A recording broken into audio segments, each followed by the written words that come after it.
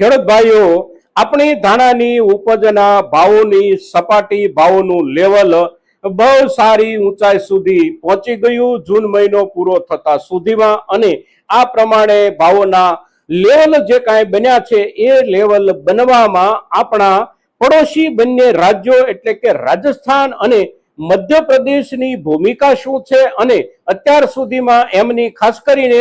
જૂન મહિના દરમિયાનની જે કાંઈ ભૂમિકા છે એ ભૂમિકાએ આપણા ધાણાની ઉપજના બજાર ભાવમાં બહુ મોટો સહયોગ કર્યો છે, અને એ સહયોગ હજી આગળના દિવસોમાં એ જ સ્વરૂપમાં જળવાઈ રહી શકે કે એમાં કોઈ ફેરફાર આવે, અને એમાં ફેરફાર આવે તો આવનારા ફેરફારની અસર આપણી ધાણાની ઉપજ ઉપર ભાવોને લઈને કેવી થઈ શકે, આ મુદ્દાની ચર્ચા સાથે સાથે અત્યારે ભાવોનું જે લેવલ આપણું બન્યું છે એ બનેલા લેવલને આંતરરાષ્ટ્રીય બજાર તરફથી નજીકના દિવસોમાં કોઈ જોખમ છે કે કેમ, અને આપણા પોતાના દેશના બજારની જે કાંઈ વપરાશી જરૂરિયાતો છે એ વપરાશી જરૂરિયાતોમાં કોઈ ફેરફાર થઈ શકે અને એની અસર નીચે આપણા ધાણાના ભાવ પર કોઈ નકારાત્મક અસર થઈ શકે કે કેમ, આ દરેક મુદ્દાઓની એક વિસ્તૃત ચર્ચા એટલે આજનો આપણો ધાણા સંબંધિત એપિસોડ મિત્રો. તો આજના આપણા આ વિડીયોમાં આ એપિસોડમાં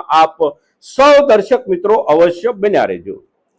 નમસ્કાર ખેડૂત મિત્રો, જય કિસાન જય ભારત. ખેડૂત ભાઈઓ, આજે તારીખ છે 2 જુલાઈ 2026 અને વાર છે ગુરુવાર. ગુરુવારનો દિવસ છે એટલે આપણા માર્કેટિંગ યાર્ડોમાં સાપ્તાહિક કારોબારનો આજે ચોથો દિવસ છે, અને આ અઠવાડિયાના શરૂઆતના 3 દિવસો જે કાંઈ વીત્યા એ 3 દિવસો દરમિયાન આપણી ધાણાની ઉપજના ભાવોમાં અવશ્ય સામાન્ય રૂપમાં સુધારો બન્યો રહ્યો છે, અને ત્યાર પહેલાનું જે આખું અઠવાડિયું આપણું ગયું એ આખા અઠવાડિયા દરમિયાન એકાદ 2 દિવસ ભાવોમાં સ્થિરતાને આપણે બાદ કરીએ તો એ અઠવાડિયું પણ શરૂઆતના દિવસથી લઈને છેલ્લા દિવસ સુધીમાં ભાવોના સુધારા સાથે જ પૂરું થયું, અને આ અઠવાડિયાના વીતેલા 3 દિવસ પછી ગઈકાલે ભાવોનું જે લેવલ હતું આપણા ધાણાના ભાવોનું એ લેવલ એટલે 20 કિલોમાં આપણા બદામી અને ઈગલ ક્વોલિટીના ધાણા સારા દરજ્જાની સારી સફાઈ સાથેની ક્વોલિટી જે કાંઈ બજારમાં આવી હોય એના ભાવો એટલે લગભગ 2300 રૂપિયાથી શરૂ થઈ અને 2600 રૂપિયા, અને આપણી સ્કૂટર ક્વોલિટીના ધાણા 2600 રૂપિયા આસપાસથી શરૂ થઈ અને 3000 રૂપિયા સુધી પણ ગઈકાલના દિવસે કેટલાક બજારોમાં વેપાર થયા, અને સ્કૂટર ક્વોલિટીના ધાણા 20 કિલોનો ભાવ 3000 રૂપિયા સુધી જ્યારે પહોંચી ગયો છે ત્યારે અવશ્ય આપણે ભાવોના આ લેવલને સારામાં સારું ગણવું જોઈએ, અને આ જે ભાવોનું લેવલ આપણું બન્યું છે આ લેવલ એકંદર આપણે જોઈએ તો આ વર્ષમાં બનવાની સંભાવનાઓ શક્યતાઓ અવશ્ય હતી, અને એ જે શક્યતાઓ સંભાવનાઓ હતી એનો આધાર જે કાંઈ હતો એ આધાર એટલે ધાણાની આપણી રાષ્ટ્રીય ઉપજમાં બહુ મોટા ઘટાડા, અને સાથે સાથે આપણી જે જરૂરિયાત છે આપણા દેશની પોતાની જરૂરિયાત અને જે કાંઈ આપણા નિકાસ વેપારો હોય એની જરૂરિયાત, આ બધું મળી અને જેટલા જથ્થાની જરૂરિયાત હોય એની સામે પર્યાપ્ત ઉપજ ન હોવાના કારણે ભાવો અવશ્ય સુધરતા રહેશે અને સારામાં સારી સપાટી સુધી પહોંચી પણ જશે એવું અવશ્ય લાગતું હતું, પણ આ પ્રમાણેના લેવલે ભાવોને પહોંચવા માટે જે કાંઈ સમય એકંદર લાગવો જોઈએ બજારમાં સિઝનના હિસાબથી એના કરતા પણ આપણે થોડા વહેલા ભાવોના આ દરજ્જે જ્યારે પહોંચી ગયા છીએ ત્યારે આ દરજ્જાના ભાવની સપાટી બદલ આપ સૌ ધાણાની ઉપજ સાથે જોડાયેલા ખેડૂત મિત્રોને હાર્દિક વધાય અને વધામણા. સાથે સાથે હજી પણ આગળના દિવસોમાં આપણી ધાણાની ઉપજ સારા ભાવ સુધારા સાથે વેચાતી રહે એવી આપ સૌને શુભેચ્છા. હવે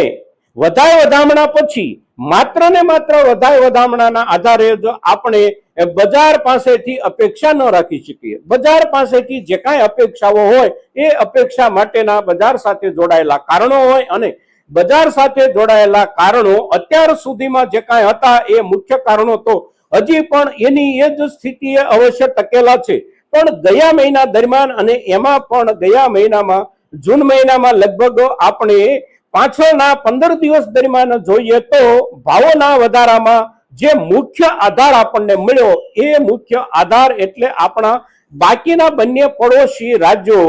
મધ્યપ્રદેશ અને રાજસ્થાન રાજ્યમાં આવકોમાં મોટા પાયે થઈ ગયેલો ઘટાડો. આપણે ત્યાં આવકો જે છે એ આવકોમાં બહુ મોટા પાયે ઘટાડો આપણે જોઈએ તો ગયા આખા મહિના દરમિયાન નથી થયો. મહિનાની શરૂઆતથી લઈ અને મહિનો પૂરો થયો ત્યાં સુધી એટલે કે જૂન મહિનો આખે આખો સામાન્ય ફેરફાર સાથે આપણી આવકો બની રહી. આપણા ગુજરાતની આવકો ગયા આખા મહિનાના હિસાબથી આપણે દૈનિક એવરેજ જોઈએ તો લગભગ 10,000 11,000 બોરી આસપાસ આપણે ત્યાં ગુજરાતના બધા જ માર્કેટોમાં મળી અને આવકો થતી રહી. ગયા મહિનામાં એ જ સમયગાળા દરમિયાન શરૂઆતના દિવસોમાં આપણા દરજ્જે આવકો બંને રાજ્યોમાં થતી હતી, પણ 15 તારીખ આસપાસથી બાકીના બંને રાજ્યોની આવકોમાં ઘણો બધો ઘટાડો થઈ ગયો અને એ મોટા પાયે જે કાંઈ ઘટાડો થયો એટલે કે એમની આવકો લગભગ 30-35% જેટલી ઘટી ગઈ. રાજસ્થાનની આવકો આપણે છેલ્લા દિવસોની જોઈએ તો લગભગ આખા રાજ્યની 6,000 બોરીથી લઈ અને 7,000 બોરી સુધી થઈ રહી હતી અને મધ્યપ્રદેશમાં પણ એટલા જ આવકોના જથ્થા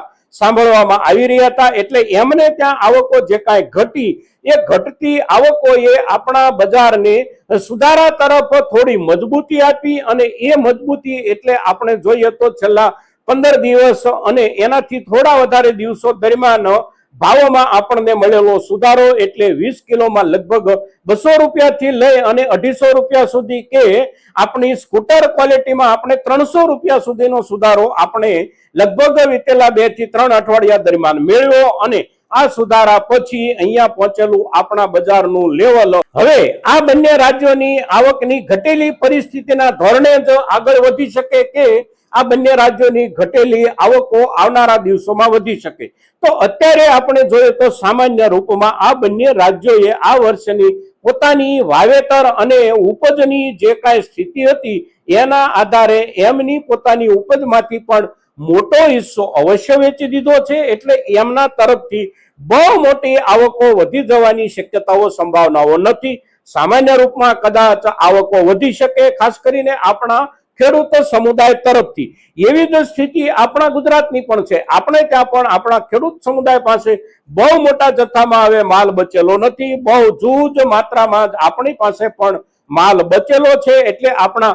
ખેડૂત દરજ્જેથી આવકો વધી જવાની બહુ ઓછામાં ઓછી સંભાવનાઓ છે. સામે વેપારી વર્ગ અને ખાસ કરીને લાંબા ગાળા સુધી સાચવી અને ઠીક ભાવ વધારો મળે ત્યારે સારા નફાથી વેચાણ કરવાના હેતુથી જે કાંઈ ધાણાઓ સંગ્રહાયા હોય આ ધાણાની આવકો કદાચ આવનારા દિવસોમાં વધે તો એની અસર આપણા ભાવો ઉપર અવશ્ય પડી શકે. એ સિવાય આંતરરાષ્ટ્રીય મુદ્દાઓ જે કાંઈ છે અને આંતરરાષ્ટ્રીય બજારમાં ધાણાની જે કાંઈ જરૂરિયાત હોય અને ધાણાની જરૂરિયાતની સામે પુરવઠો જે કાંઈ આવતો હોય એમાં પુરવઠો આપનાર દેશ તરીકે માત્ર ને માત્ર અત્યારે આપણે ભારત જ છીએ. બાકીના કોઈ પણ દેશમાંથી મોટો પુરવઠો અત્યારે વૈશ્વિક બજારમાં નથી જઈ રહ્યો. વૈશ્વિક બજારની જે કાંઈ જરૂરિયાત છે એ જરૂરિયાતના આખા પુરવઠાના લગભગ 75 થી 80% જેટલો જથ્થો આપણા તરફથી પૂરો પાડવામાં આવી રહ્યો છે અને આ વર્ષની શરૂઆતથી જ એ પ્રમાણે